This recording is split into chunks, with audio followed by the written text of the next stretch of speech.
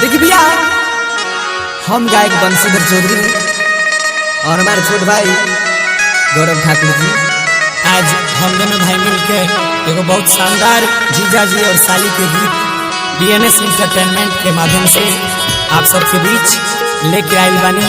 तो यह गाना के ज़्यादा से ज़्यादा प्यार दी, आशीर्वाद दी और चैनल के लाइक सब्सक्राइब करी और घंटी दबा के टनटनाए लगे।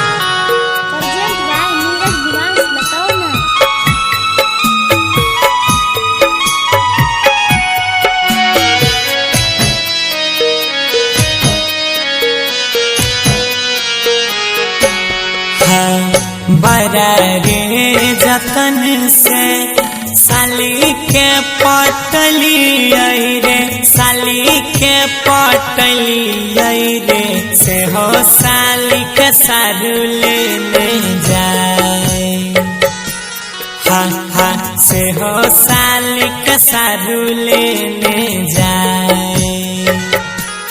अरे भैया बड़ा रे जतन से साली जी के पटली रे, साली जी के पटली रे, से हो साली के सारू लेने जाए।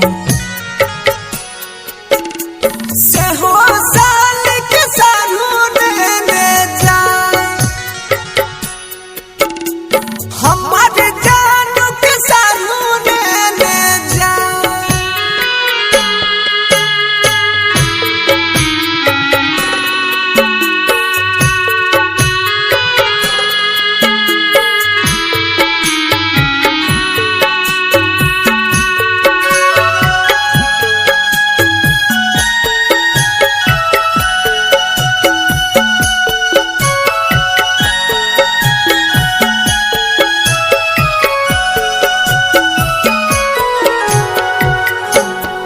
हो भैया दानी दामी लहंगा चोली किनी किनी दिली हो, लानी लानी दिली हो, सारू सारी पिन्हाई लेने जाए। हाँ, सारू सारी पिन्हाई लेने जाए। आहो भैया दामी दामी लहंगा चोली किनी किनी दिली आई हो, किनी किनी दिली आई हो, सारी पिन्हाई सारू लेने जाए।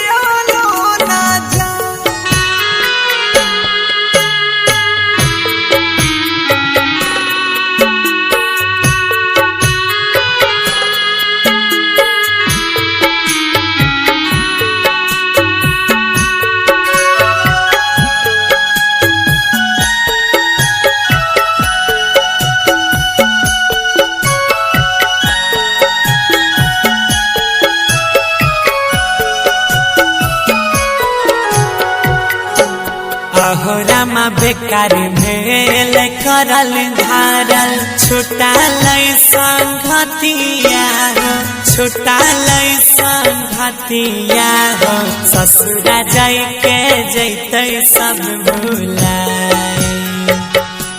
हाँ, ससुरा जाय के जैते सब भुलाए।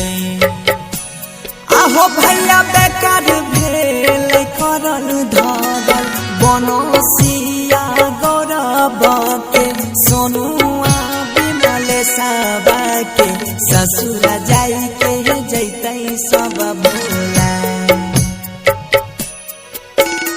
ससुर जाई के जैते सब भुलाए।